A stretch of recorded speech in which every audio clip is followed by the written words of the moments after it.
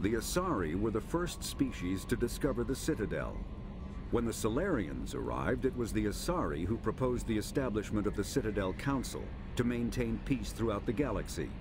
Since then, the Asari have served as the mediators and centrists of the Council. An all-female race, the Asari reproduce through a form of parthenogenesis. They can attune their nervous system to that of another individual of any gender and of any species to reproduce. This capability has led to the unseemly and inaccurate rumors about Asari promiscuity. Asari can live for over 1,000 years, passing through 3 stages of life. In the maiden stage, they wander restlessly, seeking new knowledge and experience. When the matron stage begins, they meld with interesting partners to produce their offspring. This ends when they reach the matriarch stage, where they assume the roles of leaders and counselors. The second species to join the Citadel, the Solarians, are warm-blooded amphibians with a hyperactive metabolism.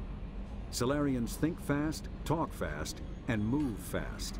To Solarians, other species seem sluggish and dull-witted. Unfortunately, their metabolic speed leaves them with a relatively short lifespan. Solarians over the age of 40 are a rarity. The Solarians were responsible for advancing the development of the primitive Krogan species to use as soldiers during the Rachni Wars. They were also behind the creation of the genophage bioweapon the Turians used to quell the Krogan rebellions several centuries later. Solarians are known for their observational capability and non-linear thinking. This manifests as an aptitude for research and espionage. They are constantly experimenting and inventing, and it is generally accepted that they always know more than they are letting on. Roughly 1,200 years ago, the Turians were invited to join the Citadel Council to fulfill the role of galactic peacekeepers. The Turians have the largest fleet in Citadel space, and they make up the single largest portion of the Council's military forces. As their territory and influence has spread, the Turians have come to rely on the Solarians for military intelligence and the Asari for diplomacy.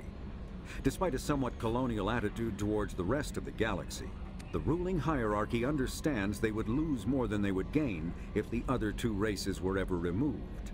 Turians come from an autocratic society that values discipline and possesses a strong sense of personal and collective honor.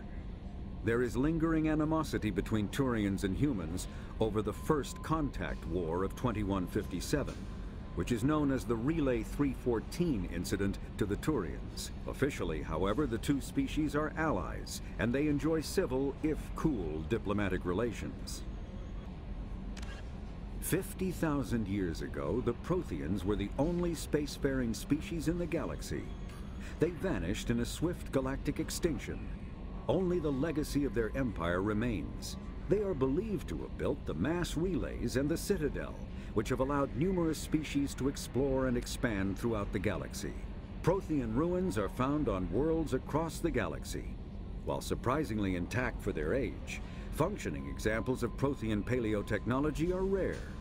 Time and generations of looters have picked their dead cities and derelict stations clean. Some believe the Protheans meddled in the evolution of younger races. The Hanar homeworld of Kajay, for example, shows clear evidence of former Prothean occupation. The presence of a former Prothean observation post on Mars has caused a rebirth of interventionary evolutionists among humans. These individuals believe the god myths of ancient civilizations are misremembered encounters with aliens. In the early 2160s, the Alliance began aggressive colonization of worlds in the Skyllian Verge, much to the dismay of the Batarians, who had been developing the region for several decades. In 2171, the Batarians petitioned the Council to declare the Verge a zone of Batarian interest. The Council refused, however, declaring unsettled worlds in the region open to human colonization. In protest, the Batarians closed their Citadel embassy and severed official diplomatic relations with the Council, effectively becoming a rogue state. They instigated a proxy war in the Verge by funneling money and weapons to criminal organizations, urging them to strike at human colonies. Hostilities peaked with the Skyllian Blitz of 2176, an attack on the human capital of Elysium by Batarian-funded pirates and slavers. In 2178, the Alliance retaliated with a crushing assault on the moon of Torfin, long used as a staging base by Batarian-backed criminals. In the aftermath, the Batarians retreated into their own systems and are now rarely seen in Citadel space. Living beyond the Omega-4 mass relay in the Terminus systems, the mysterious Collectors species is glimpsed so rarely as to be taken for a myth by most in galactic society. In reality, Collectors are human-sized insectoid bipeds and can resemble massive winged beetles. They are a terrifying force in the galaxy, responsible for the murder of hundreds of thousands. Collectors generate permanent stasis fields around themselves, creating nightmarish red-shifted energy fields. In battle, they hold position whenever possible, relying on their aggressive biotics and nearly limitless power. Several types of bipedal collectors have been identified, including minions, defenders, zealots, assassins, and artillery operators. Acting together, collectors have imprisoned entire cities in stasis. While no definite forensic accounting exists to explain the fate of those imprisoned, leading speculation is that victims are harvested for scientific experimentation and neurobiological repurposing. The Elcor are a Citadel species native to the high-gravity world Dacuna. They are massive creatures, standing on 4 muscular legs for increased stability. Elcor move slowly, an evolved response to an environment where a fall can be lethal. This has colored their psychology, making them deliberate and conservative. Elcor speech is ponderous and monotone. Among themselves, scent, slight movements, and subvocalized infrasound convey shades of meaning that make a human smile seem as subtle as a fireworks display.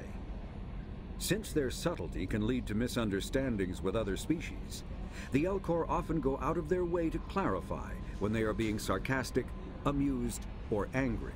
Dacuna's high gravity impedes mountain formation.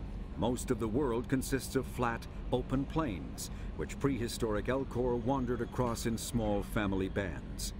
Modern Elcor still prefer open sky, and can become restless and uncomfortable on long starship journeys. The Geth are a humanoid race of networked AIs. They were created by the Quarians 300 years ago as tools of labor and war. When the Geth showed signs of self-evolution, the Quarians attempted to exterminate them. The Geth won the resulting war. This example has led to legal, systematic repression of artificial intelligences in galactic society. The Geth possess a unique distributed intelligence. An individual has rudimentary animal instincts, but as their numbers and proximity increase, the apparent intelligence of each individual improves. In groups, they can reason, analyze situations, and use tactics, as well as any organic race. Geth space is located at the trailing end of the Perseus Arm, beyond the lawless Terminus systems. The Perseus Veil, an obscuring dark nebula of opaque gas and dust, lies between their space and the Terminus systems. The Hanar are a Citadel species known for excessive politeness. They speak with scrupulous precision and take offense at improper language. Hanar that expect to deal with other species take special courses to help them unlearn their tendency to take offense at improper speech. All Hanar have 2 names. The face name is known to the world. The soul name is kept for use among close friends and relations. Hanar never refer to themselves in the first person in conversation with someone they know on a face name basis. To do so is considered egotistical, so instead they refer to themselves as this one, or the impersonal it. Their homeworld, Kajay, has 90% ocean cover and orbits an energetic white star, resulting in a permanent blanket of cloud. Due to the presence of Prothean ruins on the world, many Hanar worship them, and Hanar myths often speak of an elder race that civilized them by teaching them language. The Krogan evolved in a hostile and vicious environment.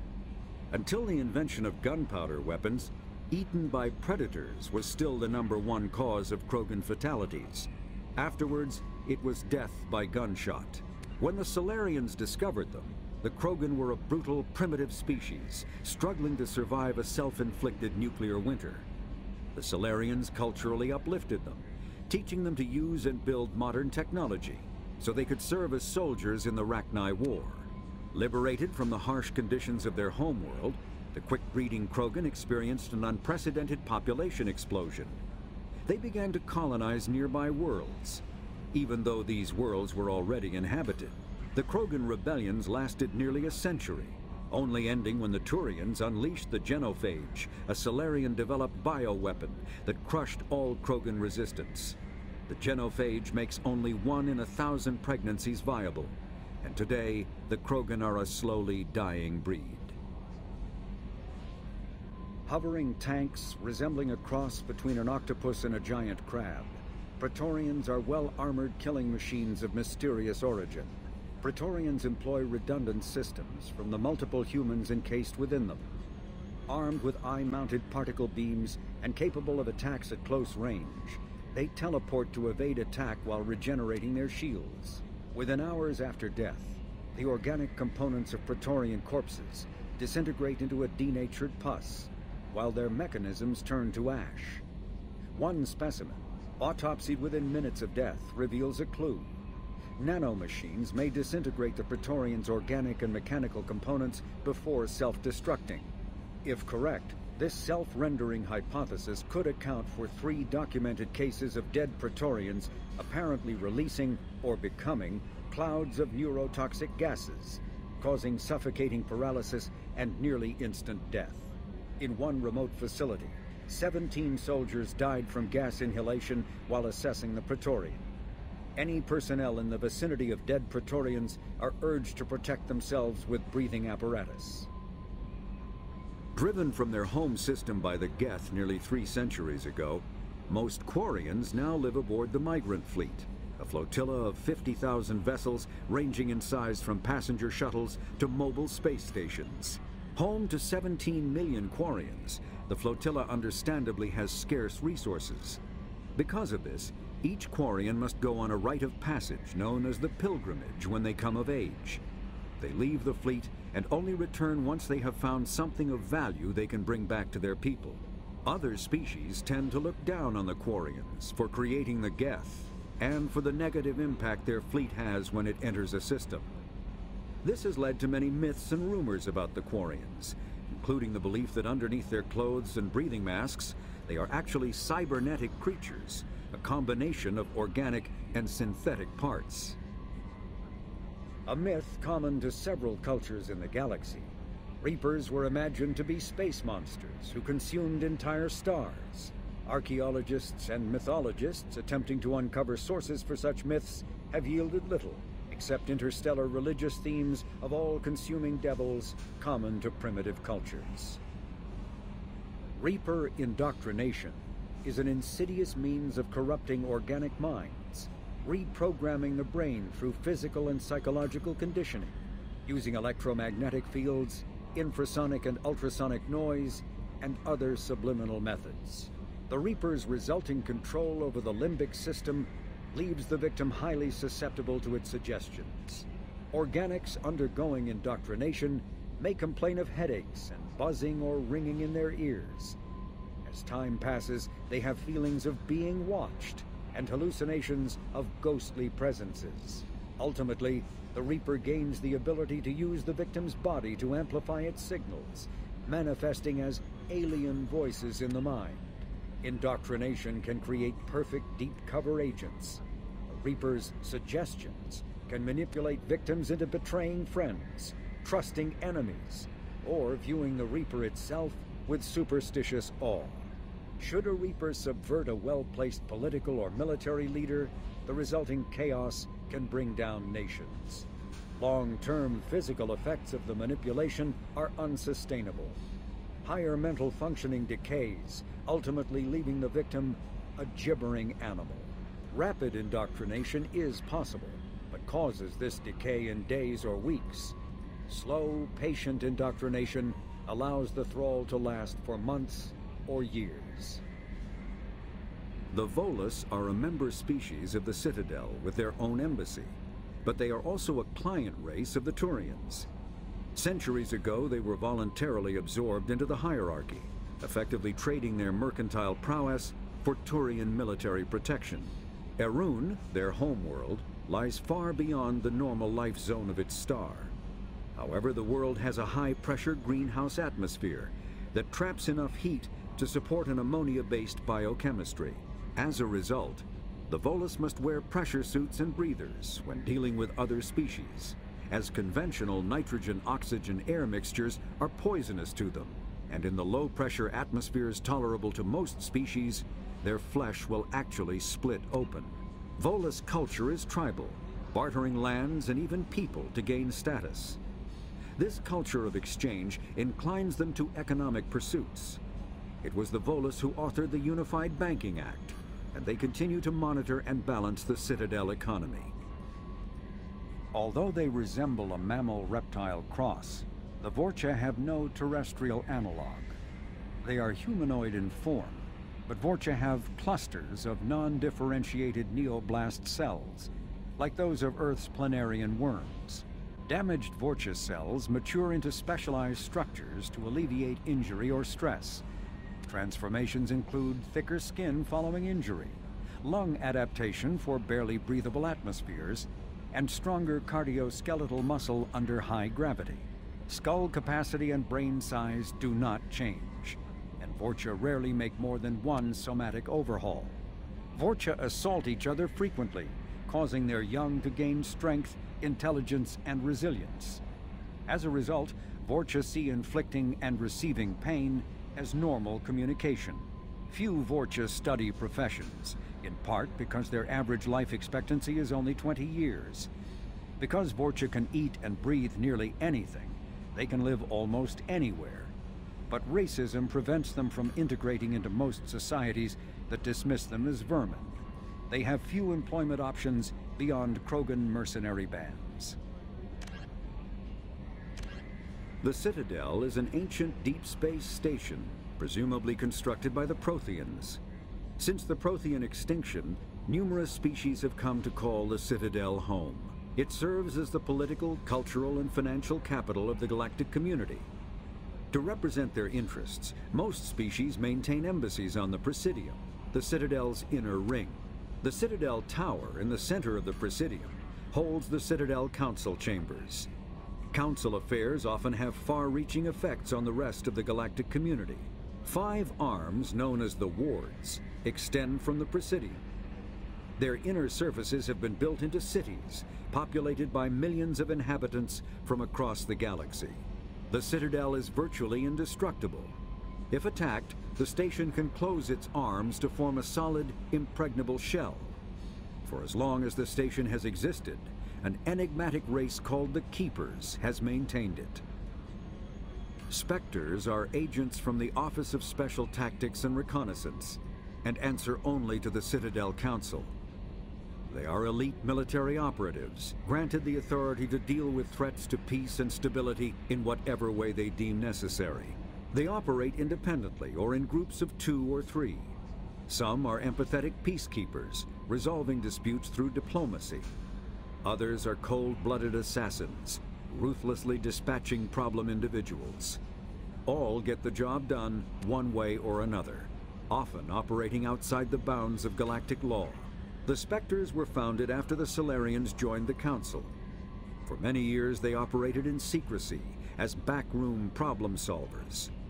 Only after the Krogan rebellions did their activities become publicized.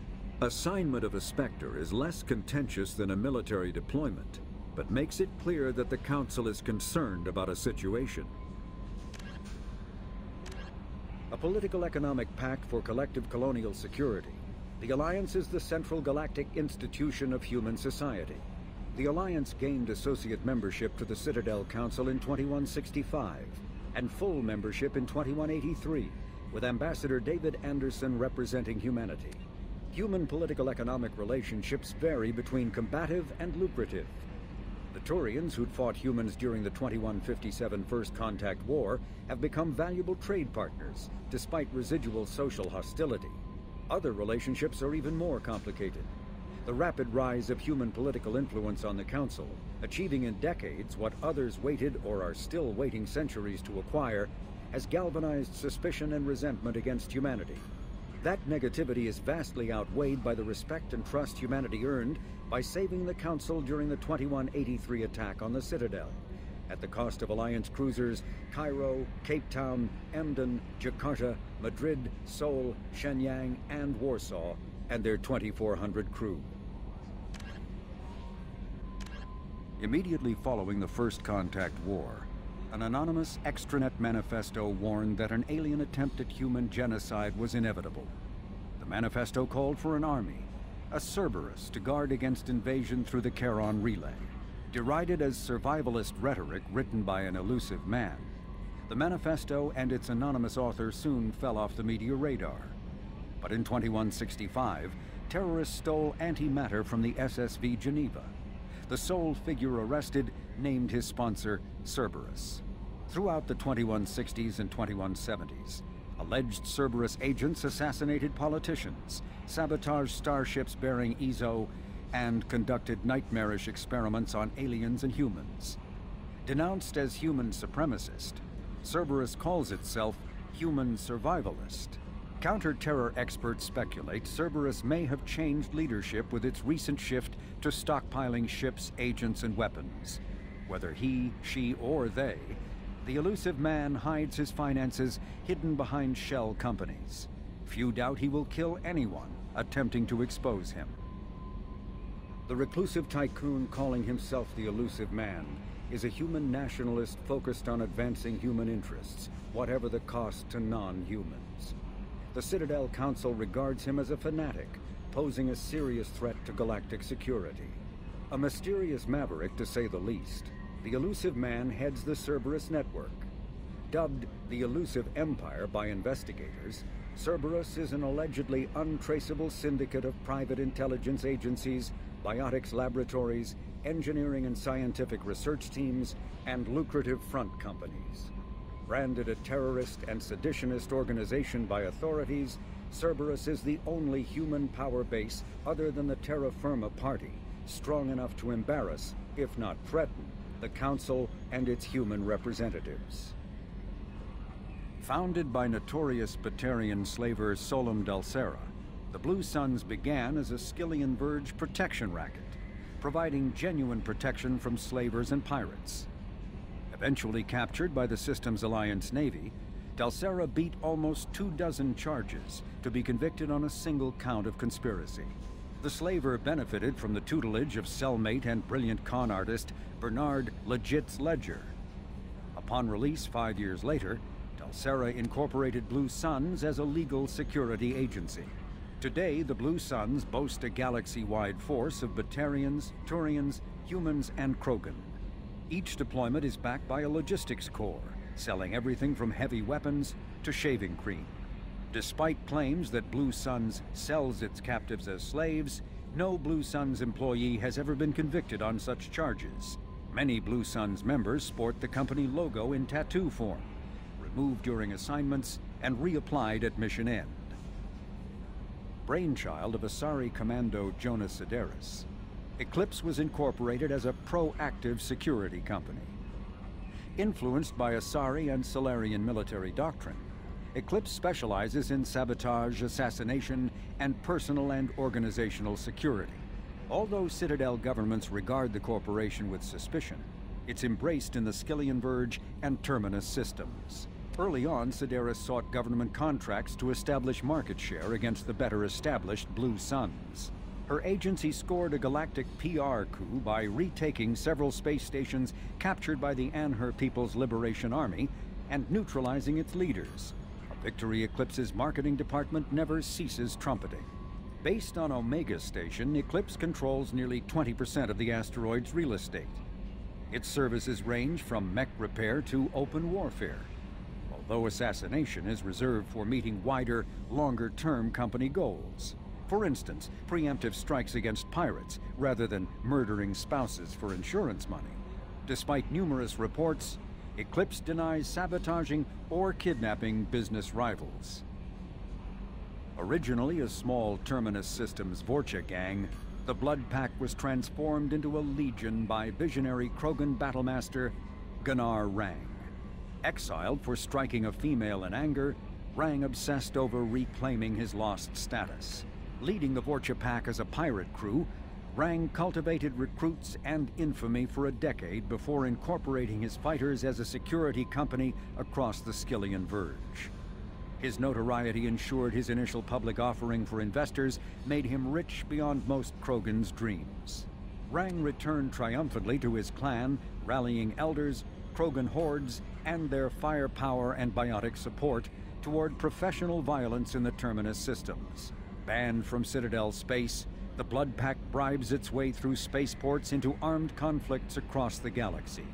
Priding themselves for accepting otherwise untouchable contracts, the Blood Pack rejects bodyguarding and security in favor of cases requiring minimal oversight and maximal violence. Humans detected Aiea as an Earth-type world via telemetry in 2165. After probe surveys indicated life, lush vegetation, ample fresh water, and breathable air, the Alliance upgraded the planet to a garden world colonization priority.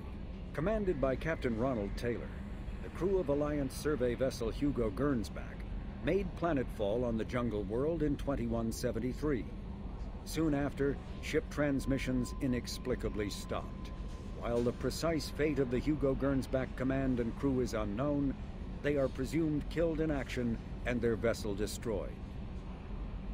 Freedom's Progress colony was once a typical Alliance settlement, but following complete communications blackout and its apparent destruction, is now a lightning rod for anxiety and dread in the galactic human community. The communications blackout followed an upgrade of the colony's small military force, supplemented by mechs and security drones, with high-powered tower-mounted Guardian lasers. Colonists complained about construction cost overruns, delays, noise, and damage to the local environment. They also feared the defense array could be seen as provocative to their world's neighbors. Such fears may not have been baseless. Authorities have still offered no explanation for the communications blackout, fueling rumors of plagues, natural disasters, or a cult-inspired mass suicide. Located in strategically insignificant space, Freedom's Progress colony had once offered residents spectacular rainbows, lush marshlands, and stunning mountain ranges. Its potential as an agricultural settlement and tourism wonderland rivaled that of any Alliance colony. Before the Geth Revolt 300 years ago, the Quarians colonized Haestrom to study the mysterious instability of its sun, which threatened premature eruption into a red giant. As a scientific outpost of minimal military value, Haestrom was ill-equipped to repel Geth forces during the insurrection and fell quickly under their control. Captured Geth planetary survey data indicates that despite sustaining damage during the war, Haestrom's architecture remains as it was 300 years ago, preserving a Quarian architectural style that no longer exists anywhere else in the galaxy. Because Haestrom's sun has overwhelmed the planet's protective magnetosphere, humans foolhardy enough to venture into Geth-controlled Haestrom must exercise extreme caution. Minutes of radiation exposure will overload shields, and hours of exposure will kill. Furthermore, solar output renders surface-to-orbit communication nearly impossible. A typical Terminus colony possessing minimal tourist value, Horizon promises substantial economic opportunity, especially in providing new products for humans and supplying the Turian hierarchy. Surveyed 18 years ago, Horizon received pilot habitation 4 years later. The colony proper is now 8 years old. Blessed with verdant forests and abundant fresh water, Horizon maintains a colonial culture that thrives as a refuge from the increasing restrictions of Citadel-governed society.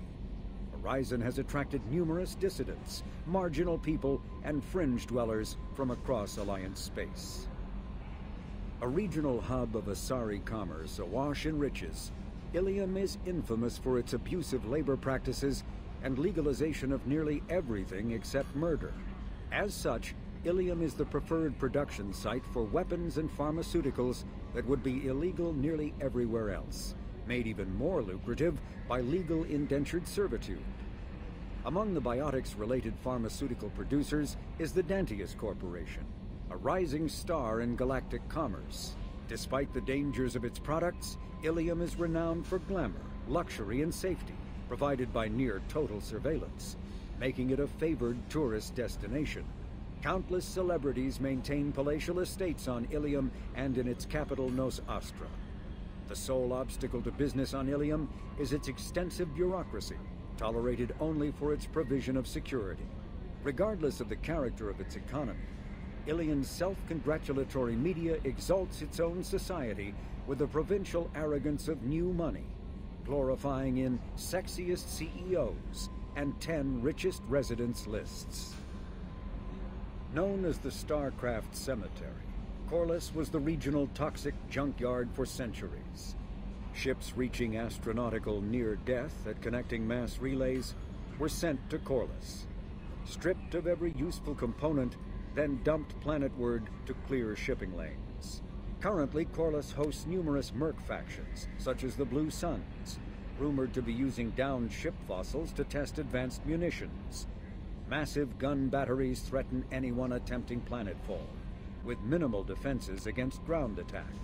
Because ancient volcanism greenhoused the planet, Corliss was too hot and CO2 rich to develop a biosphere, despite the abundant lakes that could have sponsored the development of life. Now cool enough for protected habitation, but too scorching for anyone but extremophiles and mercenaries seeking secrecy, Corliss supports numerous Krogan outposts. The Krogan have therefore seeded Corliss with hardy Varen, often kept as warhounds. Varen live primarily on a diet of geophagous vermin and each other. Originally an asteroid rich in element 0, Omega was briefly mined by the Protheans, who eventually abandoned it due to its thick, impenetrable crust. Thousands of years later, nature did what even the Protheans could not. A collision with another asteroid broke Omega in half, exposing its trove of element 0 for easy mining. A rush ensued as corporations and private individuals tried to strike it rich on Omega, and thieves and outlaws followed in their wake. As space became tight, construction of processing facilities extended vertically from the asteroid, creating Omega's jellyfish-like silhouette. To prevent future collisions, the station is ringed with enormous mass-effect field generators that redirect incoming debris. Today, Omega is a major hub of narcotics, weapons, and EZO trafficking, without even a pretense of civilian government or military control. Only mercenary groups have been able to instill a limited order. The most ruthless is an Asari syndicate run by the notorious Arya Talok. Choked by the hypergrowth of non-native plant species, Pragia serves as a galactic reminder about the imperative for careful regulation during colonization. 2 centuries ago, Praetorian agribusiness chose uninhabited Pragia as their empire's breadbasket. Colonization authorities introduced non-native, industrially mutated plants that flourished in the world's fertile volcanic soil. Synergizing with Pragia's natural geothermal conditions and chemotropic microbes, the imported species soon became a nightmare. Mutant strains of poisonous and even carnivorous plants arose, overgrowing colonies in days instead of years, and causing the Batarians to abandon their holdings. Because the planet's small animal population is insufficient to check its plant growth, Alliance ecologists predict soil exhaustion in 400 years. Due to its relative isolation and lack of population, Pragia has become a regional haven for drug runners, weapons smugglers, pirates, mercenaries, terrorists, and intelligence agents seeking secrecy. The Drell homeworld of Rakana once teemed with life, its arid plains home to spectacular insect and reptile analogs. But the Drell took to industrialization early and did not realize the extent of the environmental damage they caused until it was too late. With their topsoil depleted and oceans too acidic to sustain life, Drell were situated for a massive population crash by 2025 CE. It was then the Hanar stepped in, mounting a large-scale rescue operation to bring Drell to the Hanar homeworld, Kajay. As wars erupted over what resources remained on Rakana and billions began to die, approximately 375,000 Drell escaped in the Exodus. To repay their debt, the Drell entered into an agreement with the Hanar. Called the Compact, it states that the Drell would assist the Hanar with tasks the Hanar cannot physically perform. Today, high-ranking Hanar are frequently inseparable from their Drell attendants. As vast in natural beauty as it is in threat, the purple and gold nebula called the Perseus Veil forms the natural border between Geth space and the Terminus systems. The Veil's total opacity prevents Council intelligence from surveying Geth activity. Theoretically, the Geth could be preparing a devastating attack against which the Council could be defenseless, or the Geth could have died out, so that the defense budget against them could be gaining the Alliance nothing but economic ruination. Despite fears of Geth, prospectors do occasionally mount salvage ventures inside the Veil. One ended in tragedy. Using technomental domination, the Geth drew the team into the Veil before aiming them back as husks at the organic society that produced them. A leak-classified Spectre report claims that the Dreadnought Sovereign, commanded by ex-Spectre Sarin Arterius and crewed by Geth, hid near the Veil before initiating the 2183 Citadel attack. The Krogan homeworld boasts extreme temperatures, virulent diseases, and vicious predatory fauna. Around 1900 BCE, the Krogan discovered atomic power, promptly instigated many intraplanetary wars, sending Tuchanka into a nuclear winter. With most of their industrial base destroyed, the Krogan entered a new Dark Age, and warring tribal bands dominated.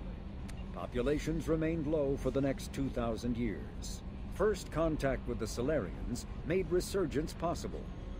Krogan brought to less hostile planets bred exponentially and returned to reconquer their home. They built vast underground shelters to shield themselves from surface radiation, which proved prescient during the Krogan rebellions, when many of them isolated themselves in a vain attempt to avoid the genophage. Convinced they could outbreed the genophage, they transmitted it into more than 90% of the sealed bunkers. Today, Tuchanka's population is sharply limited, and while individual Krogan are long-lived, the genophage ensures few replacements. Asari-made Solaris armor can resist even the tremendous heat and kinetic energy of starship weapons. The armor is nearly unsurpassed in strength because its central material, carbon nanotube sheets woven with diamond chemical vapor deposition, are crushed by mass effect fields into super-dense layers able to withstand extreme temperatures. That process also compensates for diamond's brittleness. Diamond armor itself has two limiting disadvantages. First, while nanotubes and CBD diamond construction has become cheaper in recent years, it remains prohibitively expensive to coat starships or aircraft larger than fighters in Solaris material. Second, the armor must be attached to the ship's superstructure, so shockwaves from massive firepower can still destroy the metals beneath the armor itself. A popular misconception holds that the diamond composition of Solaris armor gives it its sparkle. In fact, atmospheric nitrogen impurities during the superhot forging process give the armor its metallic gray or yellow sheen. Cyclonic barrier technology, CBT, attempts to solve the higher-end limitations of traditional kinetic barriers. Traditional barriers cannot block high-level kinetic energy such as disruptor torpedoes because torpedo mass effect fields add mass. The CBT violently slaps aside rather than halting incoming linear force. By rotationally firing their mass effect field projectors, ships create rapidly oscillating kinetic barriers instead of static ones. Shooting through the CBT is like trying to shoot at a target inside a spinning ball. Significant drawbacks to current CBT configuration prevent its use on anything other than frigates and fighters. Its many high-frequency sensors and emitters require frequent maintenance and replacement. A partially damaged CBT can endanger its operator, who is surrounded by rotating mass effect fields skewing in unpredictable directions. However, if an emitter is damaged, the CBT becomes a traditional shield array, making it effective during opening volleys. The Systems Alliance space vehicle Normandy is a prototype starship created as a joint human and Turian venture. A frigate optimized for reconnaissance missions, the vessel uses state-of-the-art stealth technology. Most ships generate tremendous heat that is easily detectable against the absolute zero background of space. The Normandy, however, temporarily sinks this heat within its hull. Because of exterior hull refrigeration, the ship can travel undetected for hours, or drift passively for days of covert observation. That heat sinking carries the risk of cooking the crew alive if the stored heat is not eventually radiated. Also contributing to stealth is the Normandy's revolutionary Tantalus drive, a mass effect core double the standard size. The Tantalus generates mass concentrations that the Normandy falls into, allowing it to move without the use of heat-emitting thrusters. With elaborate secrecy, Cerberus labored for years to build a new, superior Normandy. The vehicle's many alterations produced a craft nearly double the original size, requiring an even larger Tantalus drive core to compensate. The new Normandy features greater space in living quarters, research laboratory, observation deck, and cargo bay. Its shuttle can make landings the Normandy cannot attempt. In addition to tight beam communicators, Normandy's Quantum Entanglement Communicator, QEC, provides instantaneous contact with the elusive man. The Enhanced Defense Intelligence, AI, coordinates many of the ship's combat functions, assisting and even supplanting human piloting. Potential upgrades are numerous. The airframe could support additional armor and an axial mass accelerator. The thrusters could support recent advances in fuel technology beyond H2O2 chemical rockets. And the hull can mount double the standard number of kinetic barrier projectors, leaving space for stronger shields, easily sustainable via the new EZO drive core. Following the Battle of the Citadel, human and Turian volunteers conducted a massive 3-month recovery effort to clear the station's orbit of debris.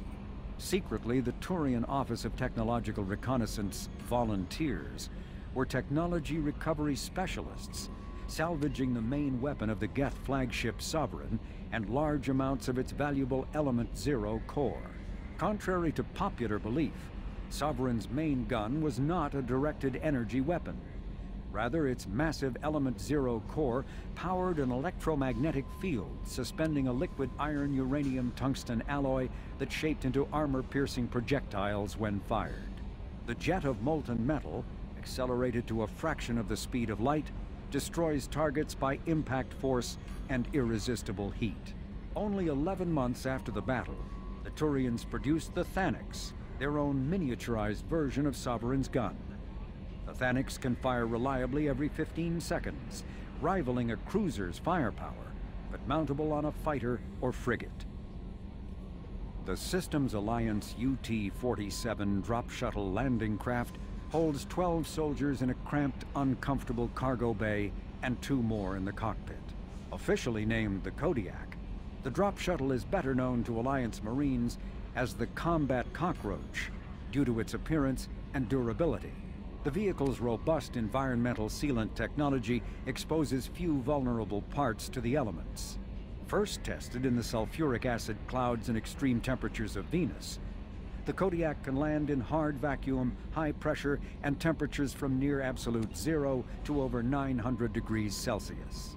A true contragravitic vehicle, the Kodiak's substantial Element Zero core allows flight by entirely countering the vehicle's mass.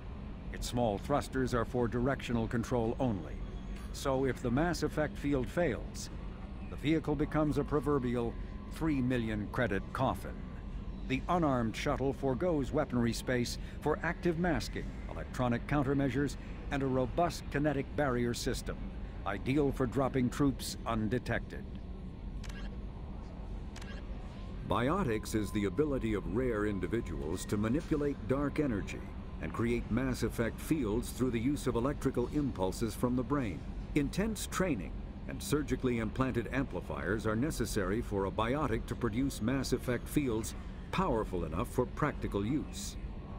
The relative strength of biotic abilities varies greatly among species and with each individual. There are 3 branches of biotics: Telekinesis uses mass-lowering fields to levitate or impel objects. Mass-raising kinetic fields are used to block or pin objects. Spatial distortion uses rapidly shifting mass fields to shred objects. Most organic species are capable of developing biotic abilities, though there are risks involved. Biotics are the result of an in utero exposure to element 0. This usually causes fatal cancers in the victim, but in rare cases, it coalesces into nodules within the fetus's developing nervous system. When subjected to an electrical current, the rare material dubbed element 0, or EZO, emits a dark energy field that raises or lowers the mass of all objects within it.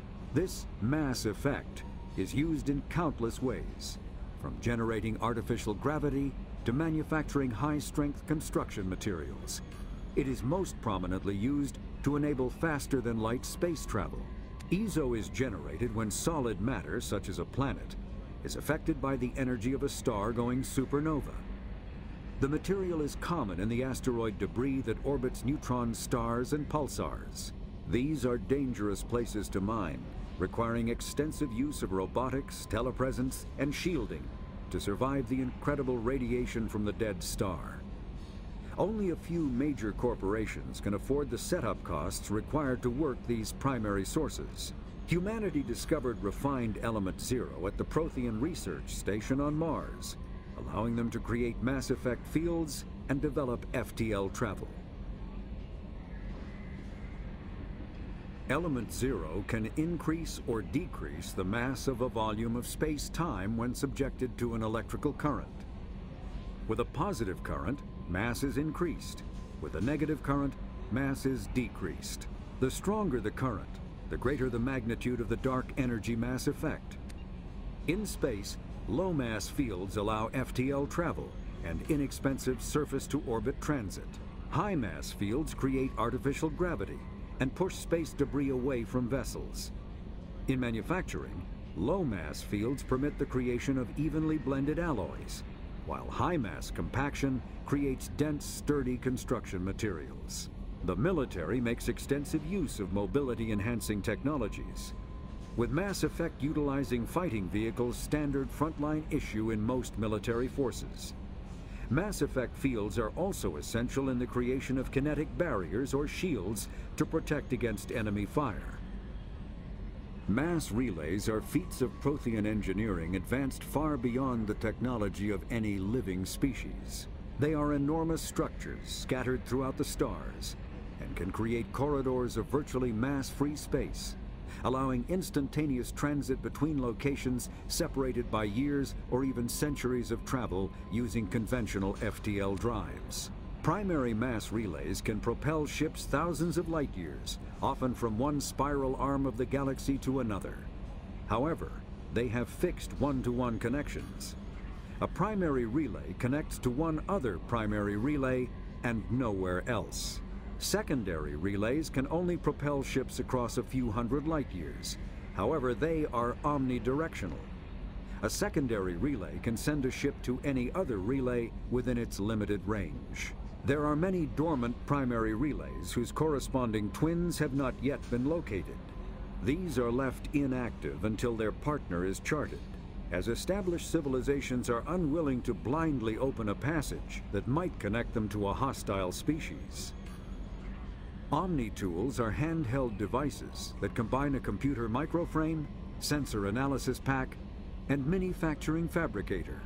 Versatile and reliable, an Omni Tool can be used to analyze and adjust the functionality of most standard equipment, including weapons and armor, from a distance.